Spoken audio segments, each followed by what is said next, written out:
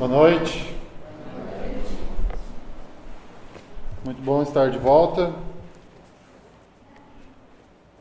Hoje nós vamos falar sobre a fonte da alegria.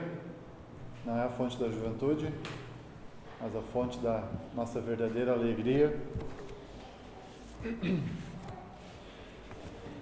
Você é um cristão fervoroso, tem paixão e alegria em compartilhar o Evangelho. Você ama as pessoas, tem sede e fome de falar do Evangelho, falar do plano de salvação para as pessoas. Mas tem um detalhe muito sério. Você mora numa cidade, num estado, num país onde isso é totalmente proibido.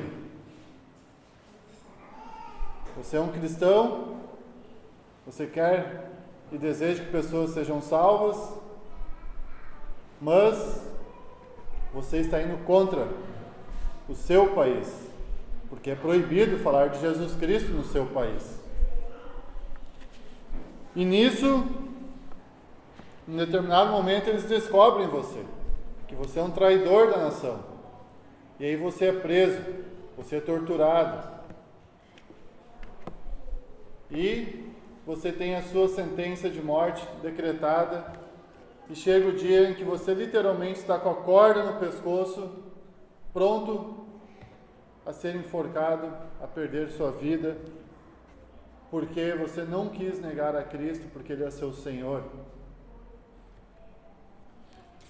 Mas, momentos antes de morrer, alguém recebe uma notícia e você, sem esperar, estando ali, sua família ao longe, observando toda a cena, escondida para não ser descoberta, alguém chega perto de você e tira a corda de você, liberta você.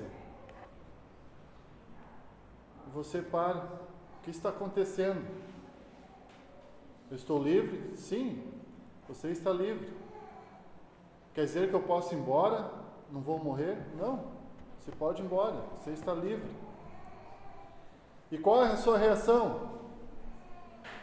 Com certeza você fica alegre, cheio de júbilo, louvando a Deus porque Ele libertou você da condenação.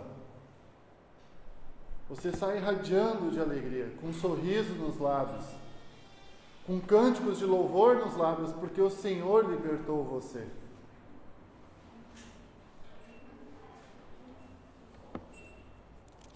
Isso é mais ou menos o que aconteceu com o povo de Israel. E nós vamos ver neste salmo, que nós vamos ler hoje, o Salmo 126. Você pode abrir aí na sua Bíblia. Nós vamos ver o que esse povo passou, sofreu, como o Senhor agiu e qual foi o resultado dessa ação de Deus, desse agir de Deus no seu povo. Salmo 126, verso 1. Quando o Senhor trouxe os cativos de volta a Sião, foi como um sonho. Então a nossa boca encheu-se de riso e a nossa língua de cantos de alegria. Até nas outras nações se dizia: o Senhor fez coisas grandiosas por este povo. Sim, coisas grandiosas fez o Senhor por nós, por isso estamos alegres. Senhor, restaura-nos, assim como enches o leito dos ribeiros no deserto. Aqueles que semeiam com lágrimas, com cantos de alegria colherão. Aquele que sai chorando, enquanto lança a semente, voltará com cantos de alegria, trazendo seus feixes. Vamos orar. Nosso Deus e Pai, te louvamos e agradecemos pela Tua Palavra. Obrigado porque nela encontramos a alegria para a nossa vida, a verdadeira alegria, porque ela fala do Senhor, do Seu Filho, que é a nossa fonte de alegria. Que o Senhor nos ajude a entender a Tua Palavra nessa noite e também a entender aquilo que o Senhor quer falar aos nossos corações, que a gente seja obediente, tanto em ouvir como em aplicar a Tua verdade em nossas vidas. nos instrua, nos ensina nessa noite por meio do Teu Espírito. É que nós oramos e te pedimos, em nome de Jesus. Amém. Então, o Senhor é a fonte da nossa alegria. E meu propósito nessa noite é lembrar a você que o Senhor deve ser a fonte da sua e da minha alegria. Então, quais são os resultados gerados quando o Senhor é a fonte da nossa alegria? Nessa noite nós veremos 2 resultados que são gerados quando o Senhor é a fonte da nossa alegria. E o primeiro resultado que é gerado é a alegria pela liberdade. Então, no verso 1 a 3, quando o Senhor trouxe os cativos de volta a Sião, foi como um sonho. Então a nossa boca encheu-se de riso e a nossa língua de cantos de alegria. Até nas outras nações se dizia: o Senhor fez coisas grandiosas por este povo. Sim, coisas grandiosas fez o Senhor por nós, por isso estamos alegres. Então o Salmo 126 é uma lamentação do povo de Israel por causa de esperanças frustradas que eles tinham no passado e no presente. Então nós vemos que o povo de Israel foi levado para o cativeiro, muito provável cativeiro babilônico, e eles foram levados por quê? Por causa da sua infidelidade a Deus, a sua idolatria, adorar falsos deuses. Mas Deus não levou o seu povo com o fim de exterminar eles, literalmente, mas com o propósito de trabalhar na vida do seu povo, trabalhar no caráter, ajudar eles a entenderem a quem eles estavam adorando e a quem eles haviam abandonado. Então Deus queria trabalhar o pecado, a sua rebelião, de tal forma que eles se arrependessem, reconhecessem: nós abandonamos o Deus verdadeiro para adorar falsos deuses que nossas mãos criaram, que não têm poder para nada, que não fazem nada, e com isso reconhecendo, se arrependendo, pedindo perdão a Deus e voltando para o seu Senhor, encontrando nele a verdadeira fonte da sua alegria. Então, quando o Senhor trouxe os cativos de volta, isso quer dizer quando o Senhor traz restauração a Sião. E Sião era o Monte Santo, onde ficava o tabernáculo de Deus, o lugar da sua habitação. Então houve restauração dos interesses sagrados e o reavivamento do exercício público de sua religião, que foram os mais valiosos benefícios do seu retorno do cativeiro. Então, quando ocorreu essa libertação? Quando o Senhor determinou o fim do cativeiro. Quem agiu? O Senhor agiu. Deus agiu por meio de Ciro, o rei da Pérsia, quando ele estabeleceu um decreto. E como foi essa libertação? O texto diz: foi como um sonho. Nisso podemos imaginar e perceber que eles nunca imaginavam serem soltos, serem libertos. A nossa libertação foi como um sonho. Foi algo inesperado, algo que os surpreendeu. Era uma notícia boa demais para ser verdade. Me belisca para ver se eu estou acordado. Deus agiu. Deus usou pessoas e Deus libertou o seu povo. É Deus quem faz as coisas. E quais foram os resultados gerados? No final, o verso 2, a nossa boca encheu-se de riso e a nossa língua de cantos de alegria. Então aí temos 2 palavras semelhantes, riso e alegria. Um ato de liberdade que o Senhor fez ao seu povo. E eles ficaram alegres. Um riso de algo inacreditável. Então, línguas de cantos de alegria, um total louvor a Deus. Lábios que cantavam, que louvavam e agradeciam ao Senhor por ter libertado o seu povo. No final do verso 2 e o verso 3, a gente tem um testemunho. O verso 2 diz o quê? Até nas outras nações se dizia. O que eles falavam? Coisas grandiosas o Senhor fez por este povo. Coisas grandiosas o Senhor fez na vida do seu povo, aqueles que pertencem a Ele. Então as outras nações, elas foram espectadores dos feitos de Deus, não tiveram nenhuma participação nisso. E no verso 13 nós temos uma afirmação: sim, coisas grandiosas fez o Senhor por nós, por isso estamos alegres. O seu próprio povo pôde relatar os feitos do seu Deus. O seu próprio povo pôde testemunhar e afirmar qual era a sua fonte de alegria, que era Deus que estava agindo na vida deles, libertando eles do cativeiro. Por isso, por esse motivo, nós estamos alegres, estamos cheios de júbilo, cheios de louvor. Deus, em sua graça e misericórdia, perdoou, Deus agiu, Deus libertou o seu povo, Deus trouxe eles de volta a Sião, Deus restaurou o seu povo. E isso foi algo magnífico, foi algo que surpreendeu tanto a eles, e foi algo que também surpreendeu outras nações, impactou outras nações. Então, o que traz alegria na sua vida? O que tem gerado alegria na sua vida? Qual tem sido a sua fonte de alegria hoje? Eu lembro Natal de 1993, faz alguns anos, mas não sei se foi exatamente naquele ano, onde foram lançadas as bicicletas de marcha, né, o câmbio Shimano, bicicleta marca Shimano e tal.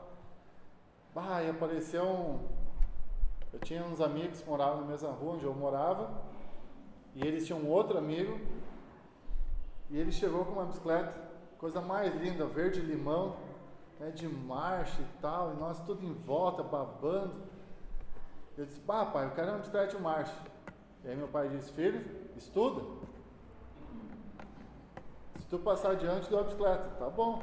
E minha rotina era acordar às 6:30 da manhã, ir para a escola, estudar, voltar para casa meio-dia, almoçar, e 2 vezes na semana eu tinha aula de tarde. Né? Então só voltava, almoçava e voltava para a escola.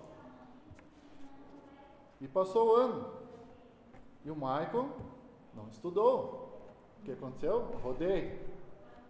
Chegou o Natal, todo mundo ganhando presente, trocando presente, eu lá, triste, né? Fui o último, e Papai Noel foi embora. E eu não tinha ganhado nada. E aí estava entrando, saindo da casa dos meus avós, que a gente morava no mesmo terreno, estava voltando para casa, nossa casa nos fundos, vem o Papai Noel pedalando na bicicleta, pátio adentro. Nossa, eu chorava, dava pulo de alegria, né, por ter ganhado a bicicleta de marcha. Não era original, né, mas era uma bicicleta de marcha. E então, fiquei muito alegre, muito contente. Mas essa foi uma alegria momentânea, passageira. A febre da bicicleta de marcha chegou um tempo que acabou. Mas o mais importante, o mais triste, talvez, era que eu vivi anos da minha vida longe do Senhor. Eu não conhecia Deus, eu não conhecia o Evangelho. Vivi anos sob a ira justa de Deus, como pecador, separado de Deus, né, cheio de ira, cheio de raiva, né, com medo da morte. Se morrer, para onde eu vou, o que vai ser de mim? Acreditava que Deus existia, mas Deus lá, eu aqui, né? Até o momento que eu tive a verdadeira alegria, quando eu reconheci que eu era um pecador, que eu necessitava de Cristo, precisava arrepender-se dos meus pecados, que eu precisava crer no Senhor Jesus como o único Senhor e Salvador. E quando eu entendi esse Evangelho, essa verdade, eu me rendi ao Senhor.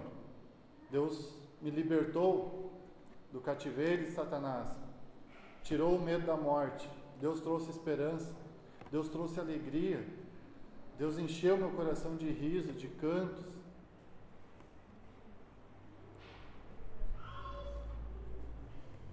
principal, Deus me perdoou e Deus me deu vida eterna. Essa é a verdadeira fonte de alegria. E nós precisamos tomar muito cuidado para não perder, não esquecer isso, não tirar o nosso foco disso, do Evangelho, da pessoa de Cristo. Então essa transformação de vida foi algo que impactou porque foi algo radical, como do dia para a noite. E na semana seguinte voltei para a escola, meus amigos perguntavam: Marco, o que tem contigo? Tu está tão diferente, tu está alegre, tu está feliz, tu não para de rir. Eu disse: se eu te contar, tu não vai acreditar. Eu disse: meu, o que aconteceu, né? Eu disse: eu aceitei a Jesus Cristo como meu Senhor.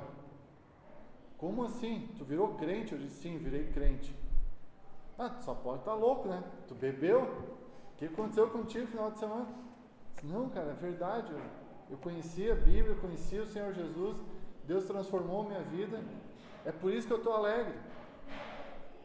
Até ganhei um beijo de um professor meu que era cristão e que falava do Evangelho para mim. Eu dizia para ele: não quero saber. Eu cheguei nele e disse: senhor, aceitei Jesus. No meio do corredor, assim, dos colegas, ele veio, me deu um abraço, me deu um beijo no rosto, ficou feliz, chorou de emoção. E amizades se dispersaram, porque isso não era o foco deles, isso não importava para eles. Mas isso, a partir daquele momento, era importante para mim, porque eu vi o que Deus fez assim na minha vida. E eu queria falar de Jesus para todas as pessoas, porque aquilo estava sendo bom para mim. Eu senti um alívio, sentia paz. E o Espírito Santo veio e habitou em mim, no momento que eu criei no Senhor Jesus.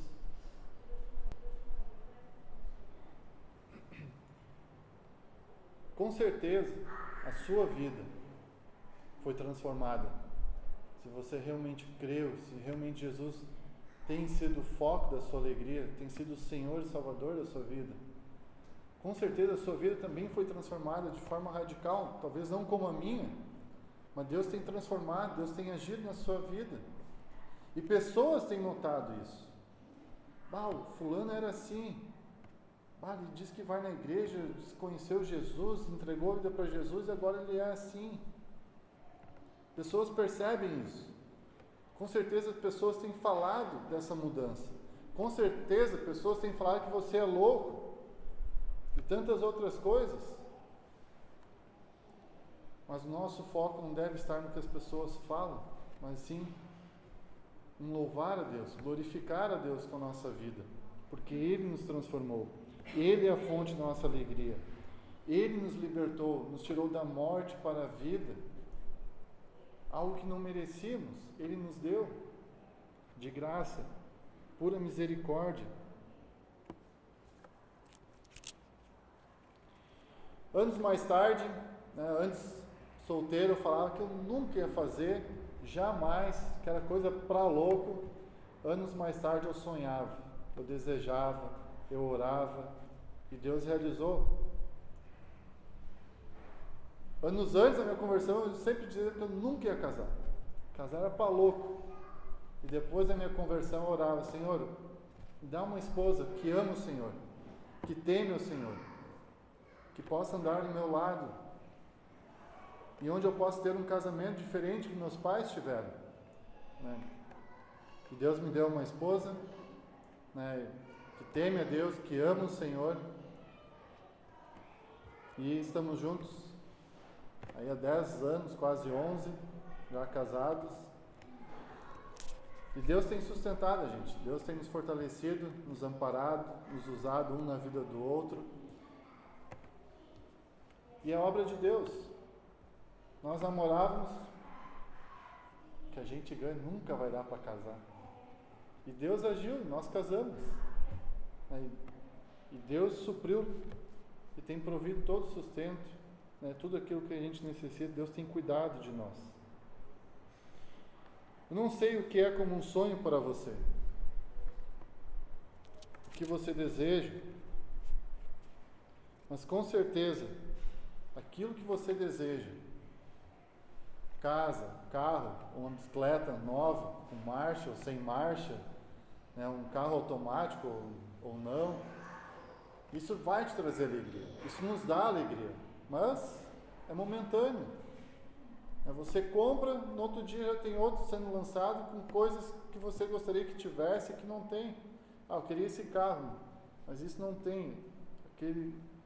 Aquele carro não tem o que eu tenho nesse, mas tem outras coisas. Então nada vai ser perfeito, né? Nada vai ter tudo o que a gente quer. E é por isso que Jesus Cristo deve ser a única fonte da nossa alegria. Porque coisas vêm, coisas vão, essas coisas passam, essas coisas se terminam. A alegria é momentânea, passageira. Nós devemos agradecer, louvar a Deus por aquilo que Ele nos dá, sim, mas não tirar o foco dele, que é a fonte da nossa verdadeira alegria. Só Ele pode e vai encher os nossos lábios, a nossa boca de riso e cânticos de louvor. Somente Ele pode nos dar paz, alegria, vida eterna. Você deseja ser feliz, ter uma vida que transborda de alegria, cheia de louvores e gratidão a Deus? Então confie e entregue a sua vida ao Senhor Jesus Cristo. Creia nele e você terá vida eterna, vida abundante. O primeiro resultado gerado quando o Senhor é a fonte da nossa alegria foi a alegria pela liberdade. Deus nos libertou, Deus libertou o seu povo.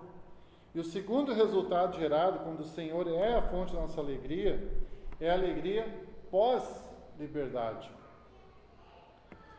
O verso 4 a 6: Senhor, restaura-nos, assim como enches o leito dos ribeiros no deserto.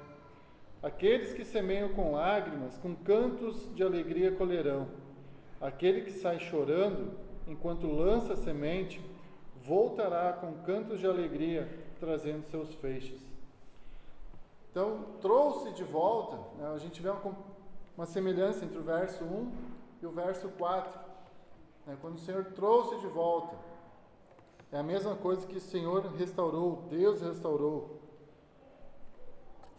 Deus trouxe os cativos de volta. Então, nem todos os judeus deixaram a Babilônia, né, apesar de muitos terem voltado durante o reinado de Ciro, né, em Esdras 1 a 3. Outros regressaram mais tarde, no tempo de Dario, em Esdras 6. Posteriormente, outros, né, em Artaxerxes, Esdras 7 e 8.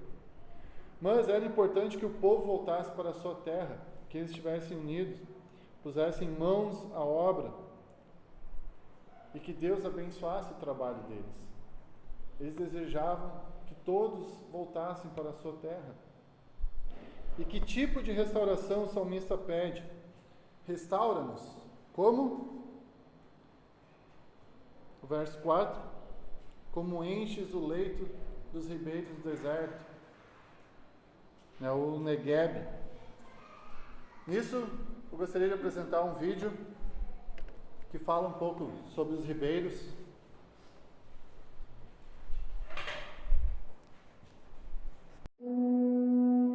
O Negueb está hoje localizado no extremo sul da Palestina.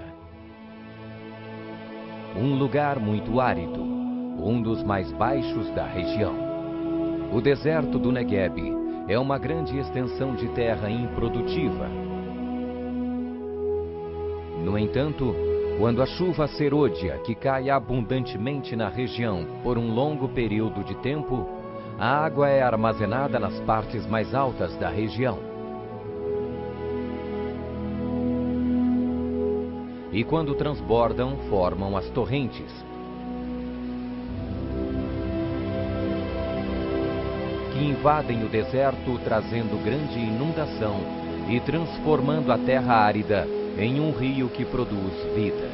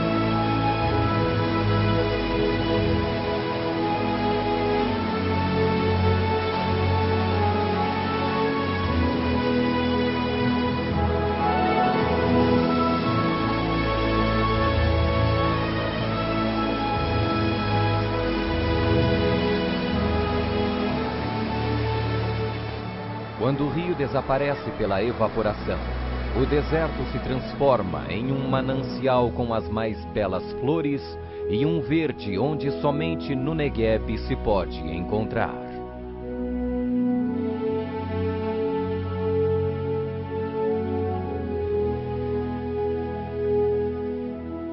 Ó Senhor, faze com que prosperemos de novo, como as torrentes no Negueb.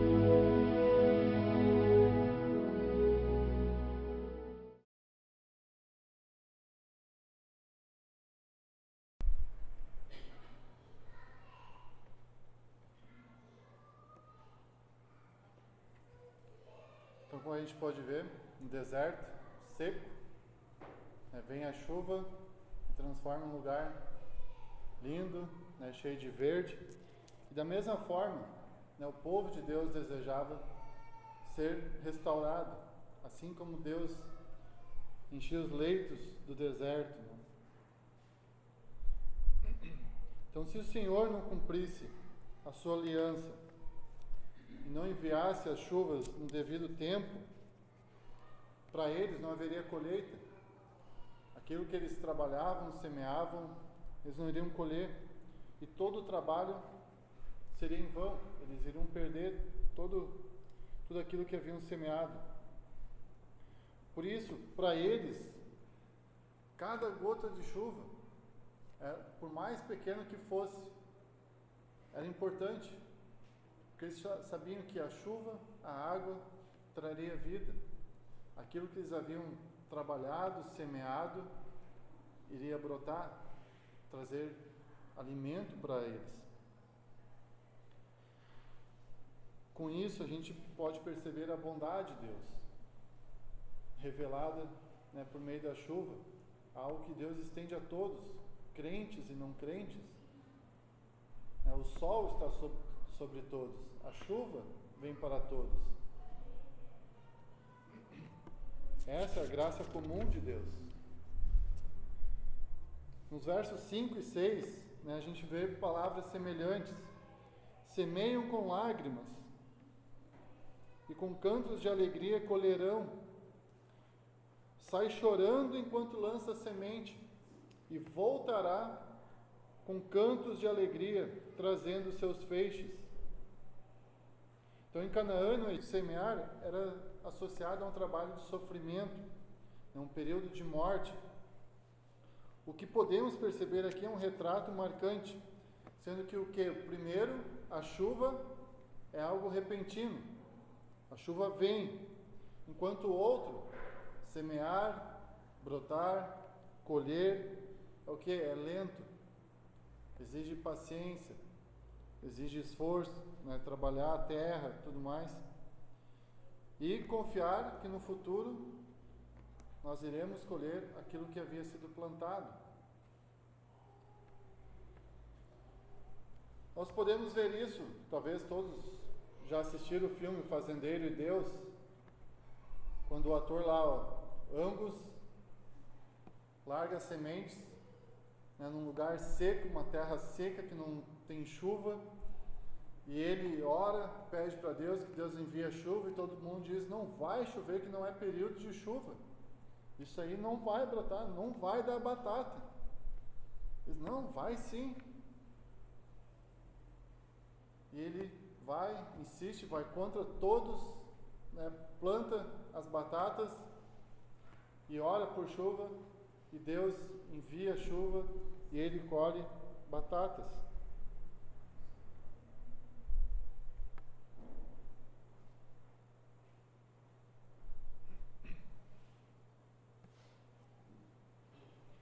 Então, após a gente experimentar a nossa liberdade em Cristo, sermos libertos em Cristo, nós temos lutas, nós temos dificuldades, nós temos provações, mas tudo isso,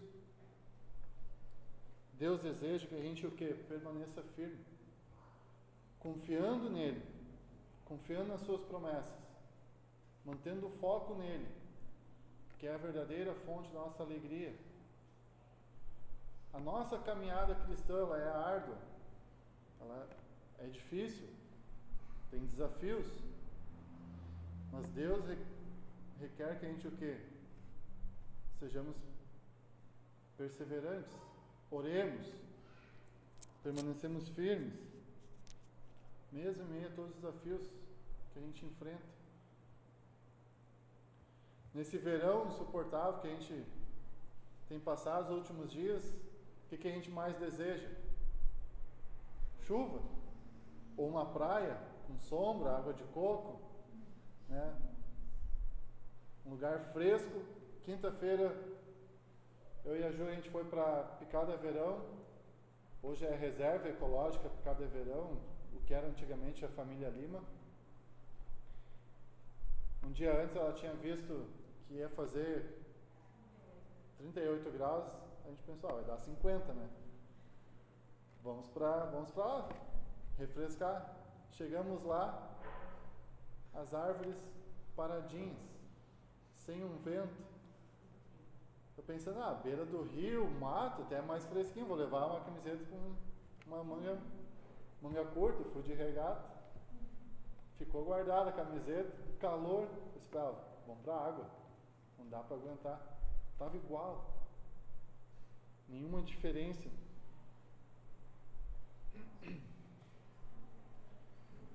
Então, eu lembro de momentos também da minha infância em que eu passava minhas férias no verão, no interior, ajudando minha avó, meus tios, na roça, né, plantando, e ia lá com arado, bois, enxada, capinava morros íngremes, cheios de pedra, e aqueles calores e nada de chuva, daqui a pouco dava uma chuvinha, eu disse, choveu, isso aí não vale de nada, nem molhou a terra.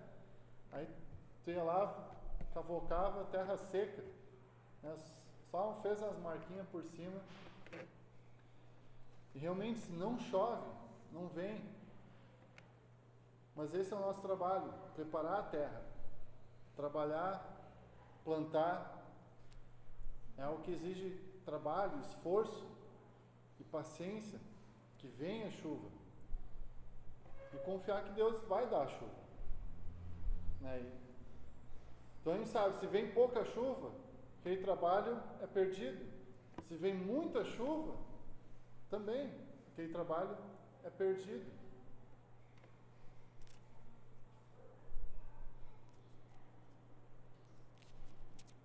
Então semeiam com lágrimas, sai chorando, lançando a semente. Essa é a nossa parte. É um trabalho difícil. A outra parte do trabalho qual é? Depender do Senhor. Que Ele vai enviar a chuva necessária para aquilo que foi semeado brotar e dar frutos, para que a gente possa ter uma boa colheita, né? Para que a gente possa voltar como? Ir para a roça, colher e voltar como? Com cânticos de alegria.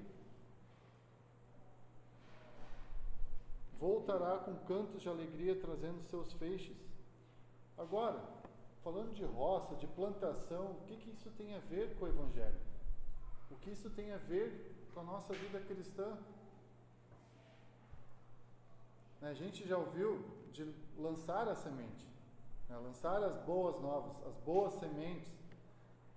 Talvez você já ouviu, eu já ouvi muitos outros pastores dizerem, precisamos lançar a semente, precisamos semear. Sim, precisamos semear o Evangelho, mas temos que tomar muito cuidado com isso, para que a nossa vida com aqueles que não conhecem a Cristo não fiquem só lançando semente sem convidar a pessoa ao convite, fazer o convite para a pessoa. Nós devemos lançar a semente, o Evangelho, né? A boa semente. Precisamos ajudar as pessoas a entender a situação que elas vivem atualmente. Pessoa que vive sem Cristo, como que ela está? Ela está condenada, sob a ira justa de Deus. Ela é uma pecadora, que ela precisa se arrepender, crer no Senhor Jesus, pedir perdão pelos seus pecados e confessar Jesus Cristo como Senhor da sua vida. Essa é a boa semente. Essa é a verdadeira semente que nós devemos lançar para as pessoas, para que elas entendam qual é a sua condição diante de Deus. Uma condição que nós, anos atrás, já vivemos sob a ira justa de Deus. Mas pela sua graça e misericórdia, Deus nos deu vida por meio de Cristo.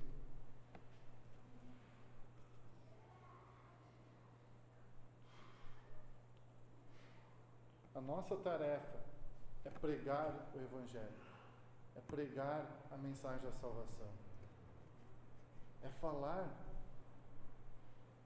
da vida e da morte, vida eterna e condenação eterna. As pessoas precisam ter esse conhecimento. Muitos não acreditam no inferno, muitos acreditam que morreu, acabou, tu não existe mais, ou tu fica nascendo e renascendo até alcançar, a perfeição. Isso a gente sabe, é enganação, é mentira, isso não existe. Se nós cremos em Cristo, nós temos a vida eterna. Se nós rejeitamos a Cristo, nós temos a condenação eterna. E o destino final é a morte e o inferno. É isso que nós precisamos deixar claro para as pessoas. Ajudá-las a entender, ajudá-las a tomar essa decisão, que é uma decisão importante para a vida delas. Nós precisamos orar por aqueles que nós desejamos que alcancem a salvação. Nós precisamos falar do Evangelho, lançar sementes, a verdade, a palavra de Deus, mas não desistir. Às vezes, talvez você, a gente desanima. Há tantos anos falando para aquela pessoa não se converte. Mas com certeza Deus está trabalhando na vida dela. E as coisas não vêm no nosso tempo. As coisas acontecem no tempo de Deus. É obra dele. A nossa tarefa é preparar as pessoas, lançar a semente, o Evangelho. E é Deus que vai fazer a obra. É o Espírito Santo que vai convencer ela do pecado, da justiça e do juízo.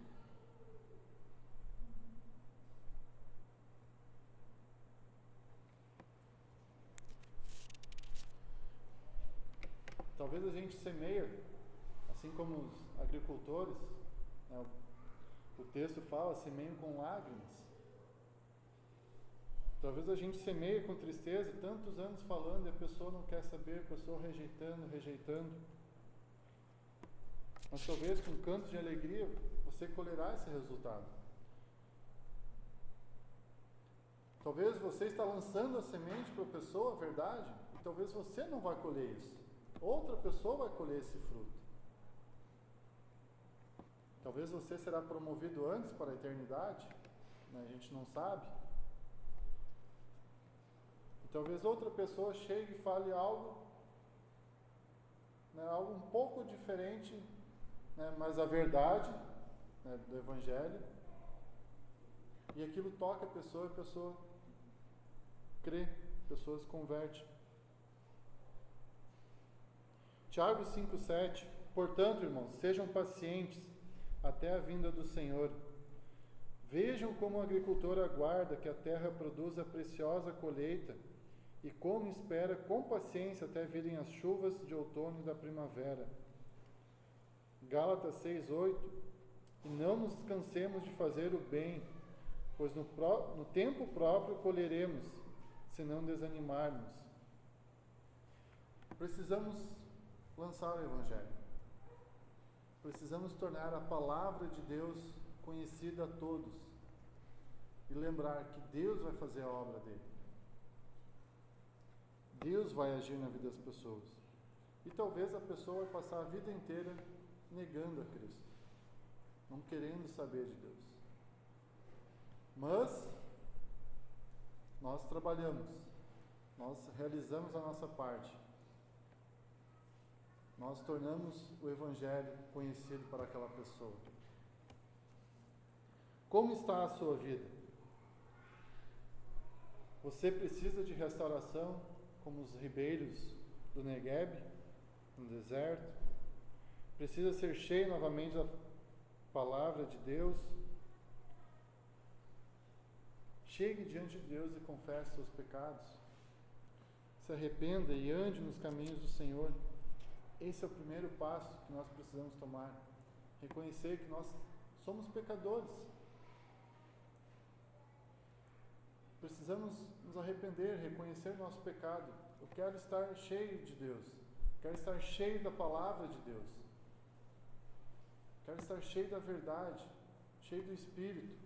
Mas eu preciso abandonar as coisas da carne, as coisas do mundo para isso. Como servo do Senhor, você está lançando as sementes da salvação? Você tem sido fiel no seu serviço? Então, por meio deste Salmo 126, aprendemos 2 resultados que são gerados quando o Senhor é a fonte da nossa alegria. Primeiro, a alegria pela liberdade, é que pelo Senhor nós somos libertos do cativeiro de Satanás, somos resgatados das trevas para a luz. Ele nos torna livre de toda a condenação eterna. Algo que parecia como um sonho, hoje é real. Nós temos vida eterna, nós temos uma alegria verdadeira, nós temos uma paz real e verdadeira. E o segundo resultado é a alegria após a liberdade. No Senhor, nós nos regozijamos, nós somos alegres. Temos nossos lábios cheios de cânticos de louvor. Louvamos a Deus por quem Ele é, pelo que Ele faz, pelo que Ele tem feito em nossas vidas. Louvamos a Deus porque nele estamos seguros e como a música que nós cantamos, nada pode nos separar dele. Nós somos dele, ninguém pode nos tirar da mão do Senhor.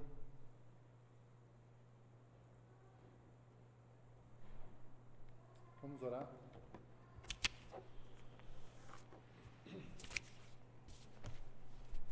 Nosso amado Deus e Pai, nós te damos graças, te louvamos, porque o Senhor é um Deus verdadeiro, um Deus vivo, um Deus presente, um Deus que conhece toda a nossa história de vida, um Deus que nos conhece nos mínimos detalhes, sabe quem nós somos. Obrigado porque o Senhor um dia demonstrou tão grande amor e misericórdia por nós, que o Senhor nos libertou, o Senhor nos restaurou, assim como o Senhor fez com o seu povo, livrando eles do cativeiro. O Senhor também nos livrou, nos libertou da morte para a vida. Nós somos gratos a Ti e Te louvamos, que o Senhor tem nos dado verdadeira alegria. O Senhor é a fonte da nossa verdadeira alegria, da nossa esperança e paz, porque sabemos que um dia estaremos com o Senhor para sempre. Obrigado porque o Senhor tem nos selado com o Teu Espírito Santo, e obrigado pela Tua palavra, a qual nós temos livre acesso e podemos meditar nela, aplicá-la em nossas vidas e também compartilhá-la com outros que ainda não conhecem o Senhor. Nos dê ousadia, nos dê alegria nesse compartilhar da Tua palavra, que as pessoas possam perceber a transformação, a mudança que o Senhor realiza em nós enquanto meditamos na Tua palavra. Que as pessoas com quem trabalhamos, com quem nos relacionamos, possam perceber isso, possam ter sede e fome de querer conhecer e querer isso para as suas vidas, possam crer no Senhor Jesus como seu único Senhor e Salvador. Nos dê entendimento, nos dê clareza, nos dê sabedoria da Tua palavra, para que a gente possa lê-la, aplicá-la e compartilhá-la de forma fiel ao texto. Nós pedimos isso e te agradecemos